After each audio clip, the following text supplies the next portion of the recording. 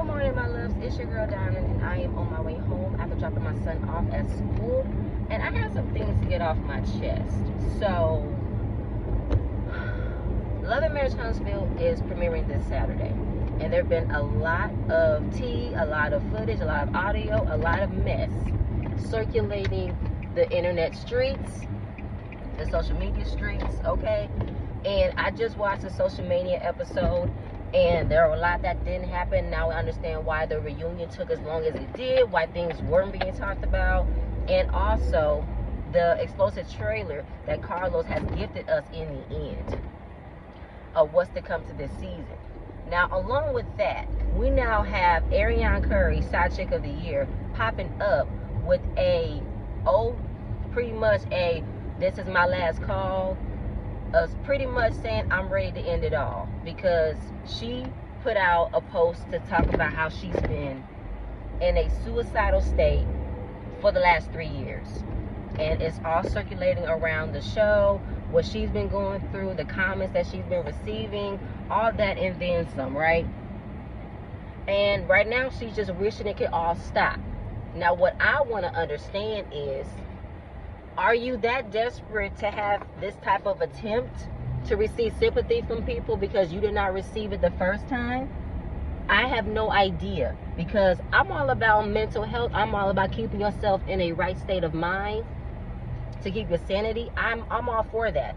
But for me, the fact that she's using that particular mental card, I have a problem with that, because while you don't like the comments of you being a homewrecker, you being a baby mother who could not let go, I just feel like you need to eat what you've done. Because not too long ago, you was at Tasha, you was at another platform explaining your story, but yet you didn't explain your story.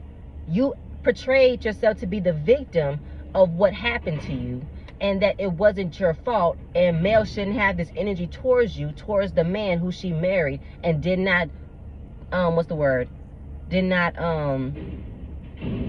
I can't find the word, but pretty much he did not keep his marriage the sanctity of what it's supposed to be. He broke the vows. Okay, understandable, but yet I'm still trying to understand, where did this energy come from? Where have then this depressed state was? Because you were so happy going on live every 5 minutes exposing the Scott brothers and their quote-unquote type of women, the linebackers, as you kept on talking about, your boutique, and that I don't know what the problem is. Why can't people understand where I'm coming from? Do you not see how this makes me feel?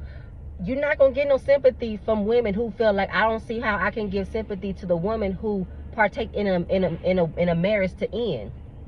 You partake in an affair with an unmarried man who you knew was married, and the demise of how it came. You need to take ownership, take responsibility. That's the part that people want you to understand, and you don't understand that, and that's what's making everybody else not see it for you. I don't understand how we can get to this spot, this space right now. And it's so funny and so convenient that the new season is airing this Saturday, and you want to come with this last desperate attempt to make it more of an attention on you, thinking that we're always going to talk about you. Newsflash: everybody of the Love and Marriage Huntsville cast has a lot that needs to get talked about.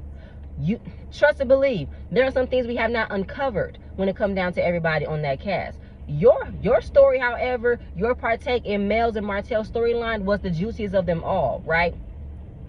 I feel like we cannot give any sympathy to you or feel like, well, we don't even know if she's gonna be ready to talk. No, because while you've had every opportunity to feel like you've been silenced, you have not been silenced. You just don't like what's coming to you. You don't like being called the mistress, the homewrecker, Martell's peasant, because that's what he called you.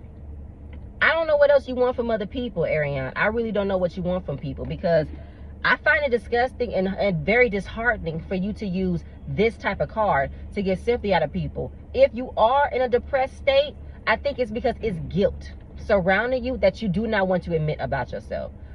What people expected from you when you went to that platform was remorsefulness, accountability, a complete honest admission that you did what you did. You had an affair with a married man that you did not want to stop.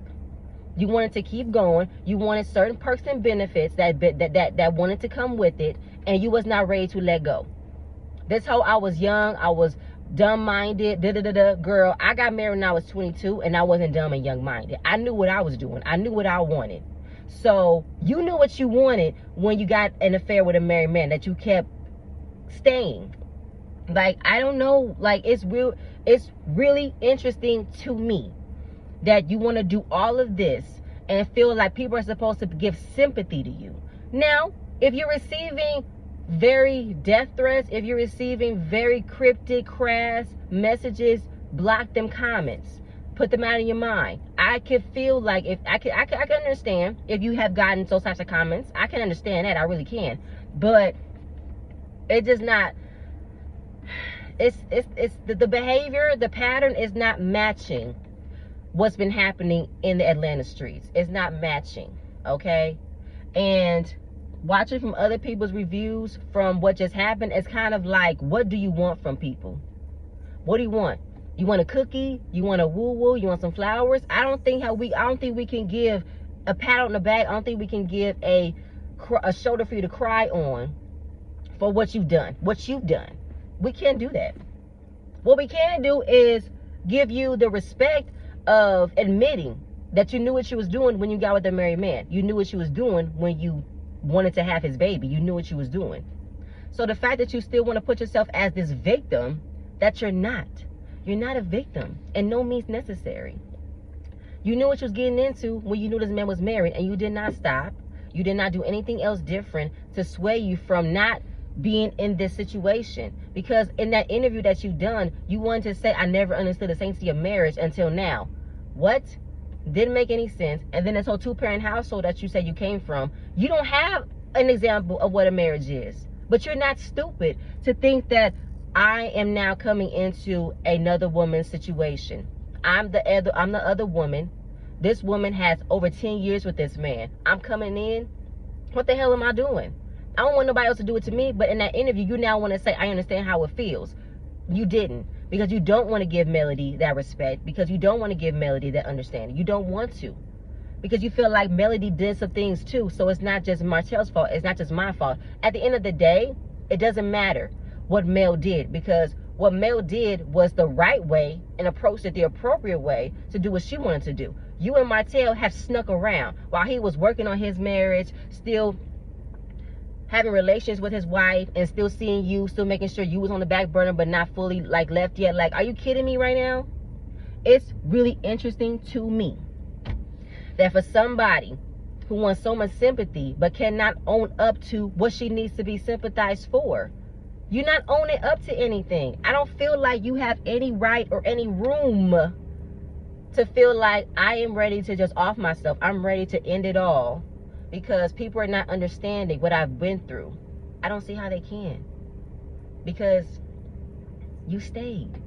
You stayed knowing he was married. You stayed knowing that he was trying to work on things with his wife. You stayed on all the promises that he kept you. And you're not getting what you wanted.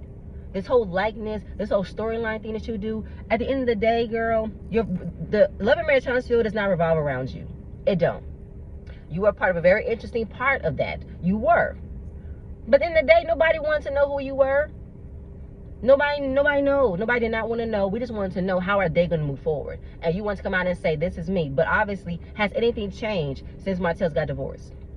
Has publicly announced that he's with you permanently? You guys are in a relationship? Or has he still put you on the back burner, put you in silence, put you in, you're still a peasant, I can't be seen with you just yet? Because right now, all I'm seeing in the social media world is him still trying to pay Mel out to be this bad mom, and how she's automatically still mad about me. But that's not the case, because he's not taking ownership. He's ashamed of what he's done. He don't want to take ownership of what he's done. He wants to still blame another person. That's what you are doing, blaming the other person, blaming how people are not understanding my side. You spoke your side. You just did not like how it came off. You didn't like how it did not turn the tides for your favor, and this is the reason why you're mad. It did not turn the tides. It did not have anybody sway you to say, oh, we now get it. Girl, no, we don't get it. We never will get it. But I just don't like how she used this particular card, this mental card, this suicidal card. It's nothing to play with. Now, if you are in a depressed state, then get off social media. Don't listen to the comments. Don't go on live. And don't bother nobody else of something that has nothing to do with you. What you did to Carlos King was not necessary. You were not talked about. You were not needed. But it's just real convenient that right now, this is the week where it's about to premiere. She wants to now come in and say, don't forget about me. Because you don't want to be part of the show, but you don't want people to still talk about you. Make it make sense. Do you want to be a part of the show, or you don't want to be part of the show? Because I feel like you're not stopping anybody from mentioning your name, or mentioning the nickname that was given to you, or mentioning the fault that you played in. You're not sending nobody a gag order or sending them, please don't use me no more. You're not doing that. You expect people to do it to you? I don't get it. But that's it, you guys. That's all I have. I just had to get off my chest because it was really bothering me when I first heard about that she wanted to use this card. But I'm going to see you guys later. Bye.